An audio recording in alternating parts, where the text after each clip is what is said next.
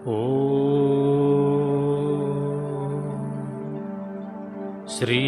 పరమాత్మనే నమః. శ్రీకృష్ణ భగవానుడు అర్జునుణ్ణి ఆధారంగా చేసుకొని సమస్త దుఃఖముల నుండి మానవాళిని కడతెర్చుటకై ఉపదేశించిన గీతా తాత్పర్య సారాంశం. శ్రీమద్ భగవద్గీత 3వ అధ్యాయము కర్మయోగము. అర్జునుడు పలికెను, ఓ జనార్దన, నీ అభిప్రాయమును బట్టి కర్మ కంటెను జ్ఞానమే శ్రేష్టమైనచో మరి ఈ భయంకరమైన యుద్ధమును చేయమని నన్నెందుకు ప్రోత్సహిస్తున్నావు? సందేహంగా ఉన్న నీ మాటలు నా బుద్ధిని అయోమయములో పడవేయుచున్నవి. నాకు ఏది శ్రేయస్సుకరమో ఆ ఒక్కదానిని మాత్రమే నిశ్చయించి చెప్పు. అప్పుడు భగవానుడు, ఓ అర్జున, సాంఖ్యయోగులకు జ్ఞానయోగము ద్వారా, కర్మయోగులకు కర్మయోగము ద్వారా నిష్ట కలుగునని నేను ఇదివరకే చెప్పియున్నాను.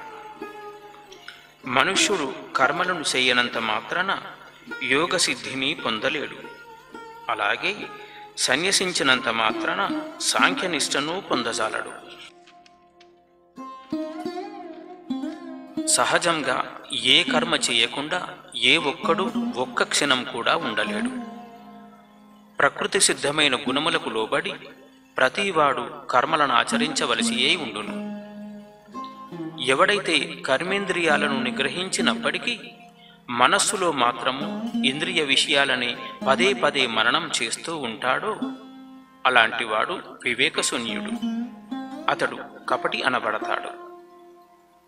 కాని అర్జున, ఎవడైతే తన మనస్సు చేత ఇంద్రియాలను నియంత్రించి ఆసక్తి లేకుండా కర్మలు చేస్తాడో అతడు అత్యుత్తముడు. నీవు కర్తవ్య కర్మలనే ఆచరింపు. కర్మ చెయ్యకుండుట కంటే కర్మ చెయ్యడమే ఉత్తమము. మరియు కర్మ చెయ్యక ఏ మనిషి కూడా దేహాన్ని పెంచి పోషించుకోలేడు. కదలిక లేనిదే దేహము వృద్ధి చెందదు కదా. అర్జున, భగవంతుని కొరకు చేసే కర్మలు తప్ప ఏ ఇతర కర్మలు చేసినప్పటికీ ఆ కర్మలన్నీ బంధాలకు కారణమవుతాయి. కాబట్టి నీవు ఆసక్తి రహితుడవై భగవత్ కర్మలే కర్తవ్య కర్మలుగా చక్కగా ఆచరింపు. కల్పాది యందు బ్రహ్మదేవుడు యజ్ఞములతో సహా ప్రజలను సృష్టించి, మీరు ఈ యజ్ఞముల ద్వారా వృద్ధి చెందండి. ఈ యజ్ఞములు మీకు కామధేనువు వలె కోరిన కోరికలనెల్లా తీర్చును. ఈ యజ్ఞముల ద్వారా మీరు దేవతలను తృప్తిపరచండి. ఆ దేవతలు తిరిగి మీకు వరాలిచ్చి మిమ్మల్ని తృప్తిపరుస్తారు. ఇలా పరస్పరము తృప్తిపరుచుకుంటూ పరమ శ్రేయస్సును పొందండి అని ఆశీర్వదించాడు. అలా యజ్ఞముల ద్వారా సంతృప్తి పొందిన దేవతలు మీకు సునాయాసముగానే ఇష్టమైన భోగాలను ప్రసాదించెదరు. ఈ విధముగా దేవతలచే అనుగ్రహింపబడిన ఈ భోగములను వారికి సమర్పించకుండా ముందే తానే అనుభవించేవాడు నిజముగా దొంగయే.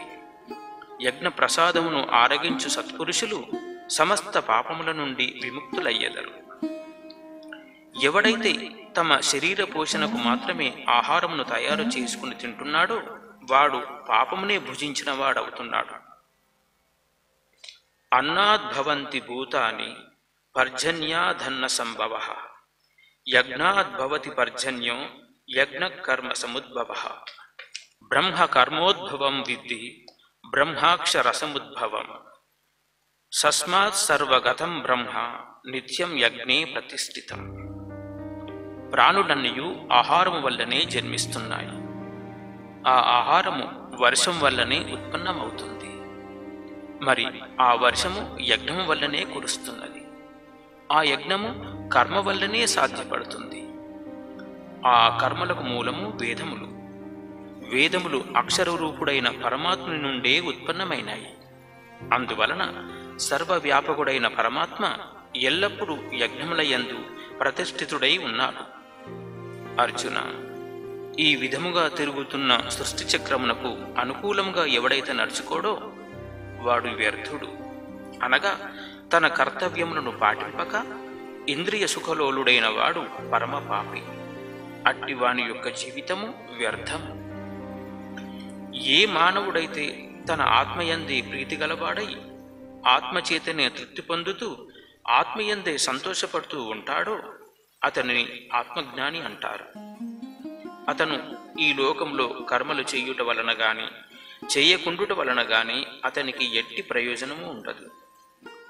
అతనికి సర్వ ప్రాణుల యందు స్వార్థపరమైన సంబంధము ఏ విధముగానూ ఏమాత్రమూ ఉండదు.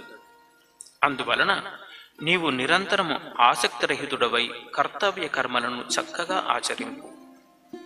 ఎందుకంటే ఫలాపేక్ష లేకుండా కర్మలను ఆచరించు మనుషులకు పరమాత్మ ప్రాప్తి కలుగుతుంది. తద్వారా పరమానందాన్ని పొందగలరు.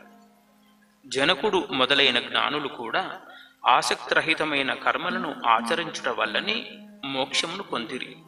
కావున అర్జున, నీవు కూడా ఈ లోకమునకు హితకరమైన కర్మలను ఆచరించి చూపుటయే సముచితం.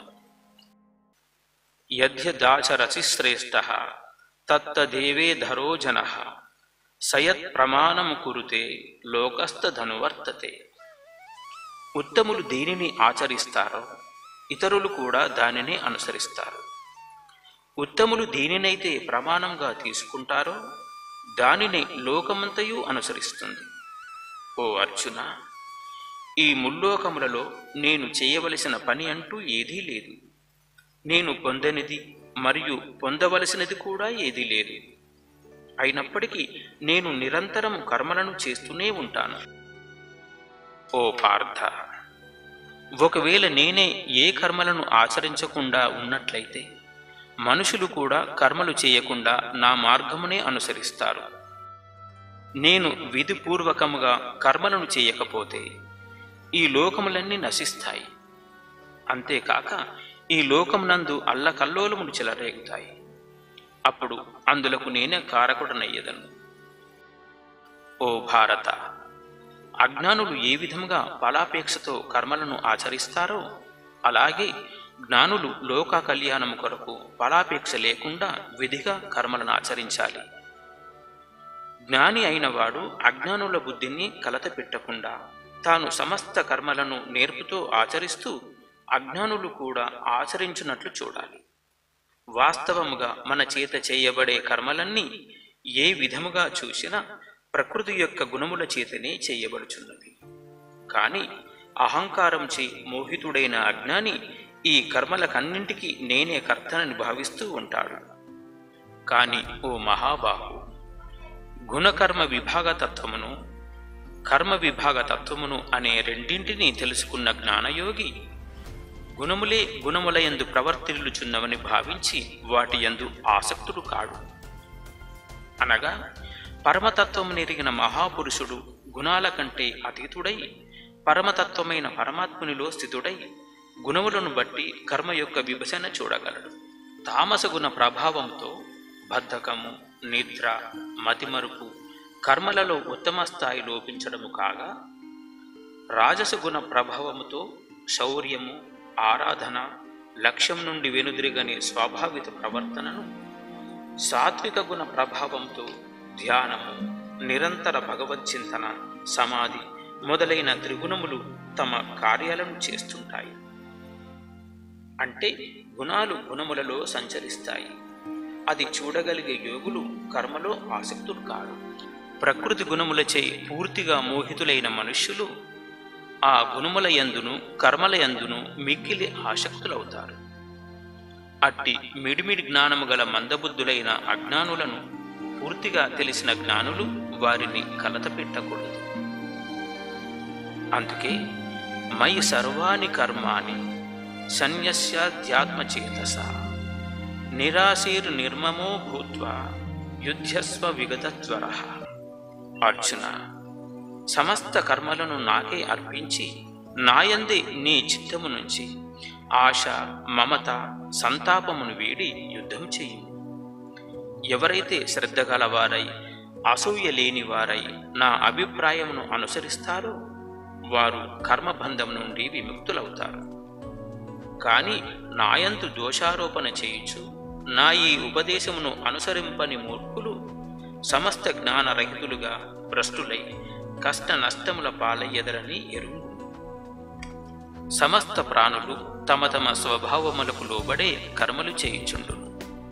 జ్ఞానవంతుడు కూడా తన స్వభావమునకు అనుసరించేయే ప్రవర్తిస్తాడు. ఇంద్రియశేంద్రియస్యార్థే రాగద్వేషౌ వ్యవస్థితౌ తయోర్న వశమా గచ్చేత్ తౌహ్యస్య పరిపంతినౌ. ప్రతి ఇంద్రియార్థమునందు రాగద్వేషములు దాగి ఉన్నవి. మనుష్యుడు ఆ రెండింటికి వశము కాకూడదు. ఎందుకంటే ఆ రెండే మానవుని శ్రేయస్సుకు విఘ్నకారకములు, అంతకు మించి మహాశత్రువులు. శ్రేయాన్ స్వధర్మో విఘ్నః పరధర్మాత్ స్వనుస్థితాత్ స్వధర్మే నిధనం శ్రేయః పరధర్మో భయావహః. చక్కగా ఆచరించబడే పరధర్మము కన్నా గుణము లేనిదైనను స్వధర్మమే మేలు. స్వధర్మం నందు మరణం సంభవించినా మేలే. పరధర్మము భయానకమైనది, ఆచరణకు అనుచితమైనది. కావున ఓ అర్జున, నీ ధర్మమును నీవు నిర్వర్తించు.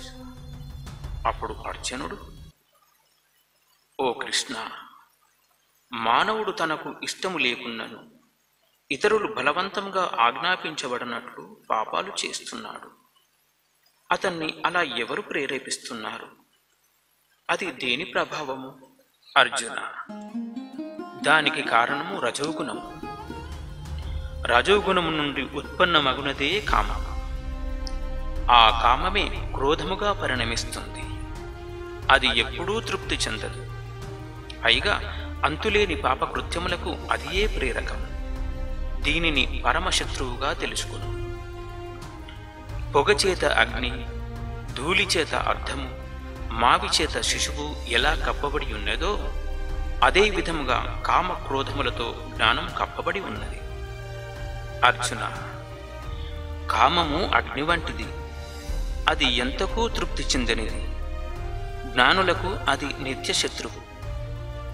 మనిషి యొక్క జ్ఞానము పైన ఈ కామమే కప్పబడి ఉంది. ఈ కామానికి ఇంద్రియములు, మనస్సు, బుద్ధి నివాస స్థలాలు. ఈ కామము మనోబుద్ధీంద్రియముల ద్వారా జ్ఞానమును కప్పివేసి జీవునికి మోహాన్ని కలిగిస్తున్నది. కావున తస్మాత్ త్వమింద్రియాణ్యాధౌ నియమ్య భరతర్షభ ఆత్మానం ప్రజహిహీనం జ్ఞాన విజ్ఞాన నాశనం.